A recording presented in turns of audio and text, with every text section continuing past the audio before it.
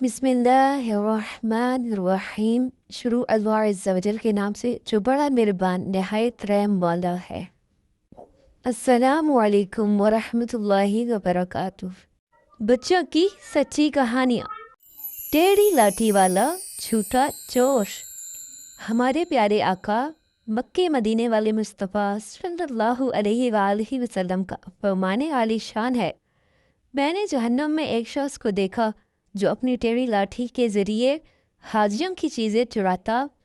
جب لوگ اسے چوری کرتا دیکھ لیتے تو کہتا، میں چور نہیں ہوں، یہ سامان تو میری لاٹھی میں اٹک گیا تھا۔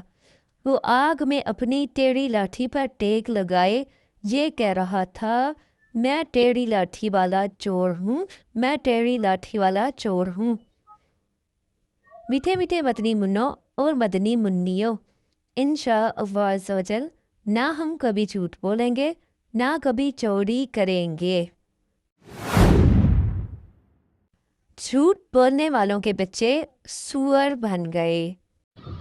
حضرت عیسیٰ علیہ السلام کے پاس بہت سے بچے جمع ہو جاتے تھے۔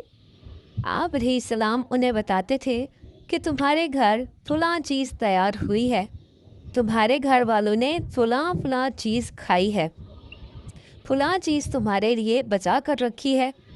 بچے گھر جاتے، روتے اور گھر والوں سے وہ چیز مانگتے۔ گھر والے وہ چیز دیتے اور ان سے کہتے کہ تمہیں کس نے بتایا؟ بچے کہتے، حضرت عیسیٰ علیہ السلام نے۔ تو لوگوں نے اپنے بچوں کو آپ علیہ السلام کے پاس آنے سے روکا اور کہا کہ وہ جادوگر ہیں، معاذ اللہ، ان کے پاس نہ بیٹھو، اور ایک مکان میں سب بچوں کو جمع کر دیا۔ حضرت عیسیٰ علیہ السلام بچوں کو تلاش کرتے تشریف لائے تو لوگوں نے کہا وہ یہاں نہیں ہے۔ آپ علیہ السلام نے فرمایا کہ پھر اس مکان میں کون ہے؟ لوگوں نے جھوٹ بولتے ہوئے کہا یہ تو بچے نہیں، سور ہیں۔ فرمایا ایسا ہی ہوگا۔ اب جو دروازہ کھولا تو سب سور ہی سور تھے۔ میٹھے میٹھے مدنی منوں اور مدنی منیوں، بے شک اللہ تعالیٰ غیب اور چھپی ہوئی چیزوں کا جاننے والا ہے۔ وہ جسے چاہتا ہے اسے غیب اور چھپی ہوئی چیزوں کا علم دیتا ہے۔ جبھی تو حضرت عیسیٰ علیہ السلام گھر میں چھپائی ہوئی چیزوں کے بارے میں بچوں کو خبر دے دیتے تھے۔ اس حکایت سے ہمیں یہ بھی درس ملا کہ جھوٹ بہت خراب چیز ہے۔ لوگوں نے جھوٹ بولا تو گھر میں چھپے ہوئے ان کے بچے بدلے میں خنزیر یعنی سور بن گئے۔ حضرت حاتم اصم رحمۃ اللہ تعالیٰ علیہ فرماتے ہیں، ہمیں یہ بات پہنچی ہے، جھوٹا دوزخ میں کتے کی شکل میں بدل جائے گا، حسد کرنے والا جہنم میں سور کی شکل میں بدل جائے گا، اور غیبت کرنے والا جہنم میں بندر کی شکل میں بدل جائے گا۔ جھوٹا خواب سنانے کا انجام۔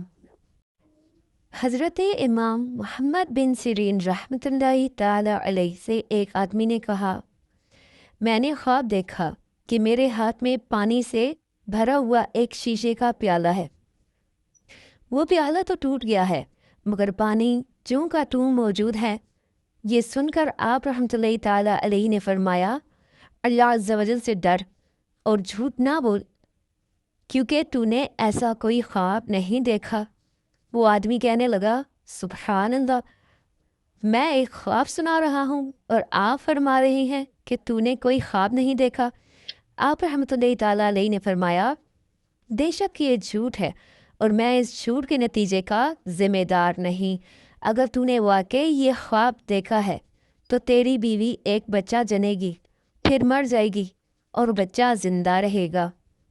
اس کے بعد وہ آدمی جب آپ رحمۃ اللہ تعالیٰ علیہ کے پاس سے چلا گیا اور پیچھے سے کہنے لگا، اللہ عز و جل کی قسم، میں نے تو ایسا کوئی خواب دیکھا ہی نہیں تھا۔ یہ سن کر کسی نے کہا، لیکن امام محمد بن سیرین رحمۃ اللہ تعالیٰ علیہ نے خواب کی تعبیر بیان فرما دی ہے۔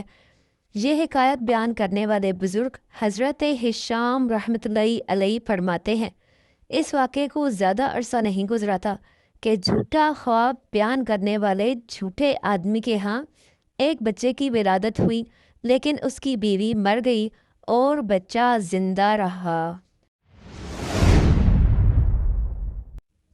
جھوٹے کے جبڑے چیرے جا رہے تھے۔ میٹھے میٹھے مدنی منوں اور مدنی منیوں، جھوٹ بولنا اور جھوٹا خواب بیان کرنا گناہوں، حرام اور جہنم میں لے جانے والا کام ہے۔ مرنے کے بعد جھوٹے کو بہت ہی خراب عذاب ہوگا۔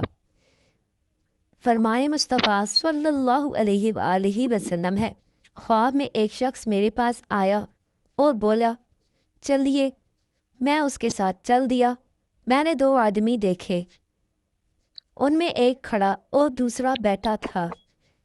کھڑے ہوئے شخص کے ہاتھ میں لوہے کا زنبور تھا، جسے وہ بیٹھے شخص کے ایک جبڑے میں ڈال کر اسے گدی تک چیر دیتا، پھر زنبور نکال کر دوسرے جبڑے میں ڈال کر چیرتا۔ اتنے میں پہلے والا جبڑا اپنی اصلی حالت پر لوٹ آتا۔ میں نے لانے والے شخص سے پوچھا یہ کیا ہے؟ اس نے کہا یہ جھوٹا شخص ہے، اسے قیامت تک قبر میں یہی عذاب دیا جاتا رہے گا۔ سچا چرواہا۔ حضرت نافع رضی اللہ عنہ فرماتے ہیں، حضرت عبداللہ بن عمر رضی اللہ عنہما اپنے بعض ساتھیوں کے ساتھ ایک سفر میں تھے۔ راستے میں ایک جگہ ٹھہرے اور کھانے کے لیے دسترخوان بچھایا۔ اتنے میں ایک چرواہا یعنی بکریاں چرانے والا وہاں آ گیا۔ آپ رضی اللہ تعالیٰ عنہ نے فرمایا آئیے دسترخوان سے کچھ لے لیجئے۔ عرض کی میرا روزہ ہے۔ حضرت عبداللہ بن عمر رضی اللہ عنہما نے فرمایا کیا تم اس سخت گرمی کے دن میں نفل روزہ رکھے ہوئے ہو جبکہ تم ان پہاڑوں میں بکریاں چرا رہے ہو؟ اس نے کہا اللہ کی قسم میں یہ اس لیے کر رہا ہوں کہ زندگی کے گزرے ہوئے دنوں کی تلافی یعنی بدلہ ادا کر لوں۔ آپ رضی اللہ تعالیٰ عنہ نے اس کی پرہیزگاری کا امتحان لینے کے ارادے سے فرمایا کیا تم اپنی بکریوں میں سے ایک بکری ہمیں بیچو گے؟ اس کی قیمت اور گوشت بھی تمہیں دیں گے تاکہ تم اس سے روزہ افطار کر سکو۔ اس نے جواب دیا یہ بکریاں میری نہیں ہیں، میرے مالک کی ہیں۔ آپ رضی اللہ تعالیٰ عنہ نے آزمانے کے لیے فرمایا مالک سے کہہ دینا کہ بھیڑیا یعنی وولف ان میں سے ایک کو لے گیا ہے۔ غلام نے کہا تو پھر اللہ عز و جل کہاں ہے؟ یعنی اللہ تو دیکھ رہا ہے، وہ تو حقیقت کو جانتا ہے اور اس پر میری پکڑ فرمائے گا۔ جب آپ رضی اللہ عنہ مدینے واپس تشریف لائے تو اس کے مالک سے غلام اور ساری بکریاں خرید لی، پھر چرواہے کو آزاد کر دیا اور بکریاں بھی اسے تحفے میں دے دیں۔ الحمدللہ سچ بولنے میں دنیا اور آخرت دونوں میں عزت ملتی ہے۔ ہمیشہ سچ بولو، کبھی جھوٹ مت بولو۔ سچ بولنے سے جان بچ گئی۔ حجاج بن یوسف ایک دن چند قیدیوں کو قتل کروا رہا تھا۔ ایک قیدی اٹھ کر کہنے لگا اے امیر، میرا تم پر حق ہے۔ حجاج نے پوچھا وہ کیا؟ کہنے لگا ایک دن فلاں شخص تمہیں برا بھلا کہہ رہا تھا تو میں نے تمہارا دفاع یعنی بچاؤ کیا تھا۔ حجاج بولا اس کا گواہ کون ہے؟ اس شخص نے کہا میں اللہ تعالیٰ کا واسطہ دے کر کہتا ہوں کہ جس نے وہ گفتگو سنی تھی وہ گواہی دے۔ ایک دوسرے قیدی نے اٹھ کر کہا ہاں، یہ واقعہ میرے سامنے پیش آیا تھا۔ حجاج نے کہا پہلے قیدی کو رہا کر دو۔ پھر گواہی دینے والے سے پوچھا تجھے کیا رکاوٹ تھی کہ تو نے اس قیدی کی طرح میرا دفاع یعنی بچاؤ نہ کیا؟ اس نے سچائی سے کام لیتے ہوئے کہا رکاوٹ یہ تھی کہ میرے دل میں تمہاری پرانی دشمنی تھی۔ حجاج نے کہا اسے بھی رہا کر دو، کیونکہ اس نے بڑی ہمت کے ساتھ سچ بولا ہے۔ سچ بولنے والا ہمیشہ کامیاب ہوتا ہے، کیونکہ سانچ کو آنچ نہیں، یعنی سچ بولنے والے کو کوئی خطرہ نہیں۔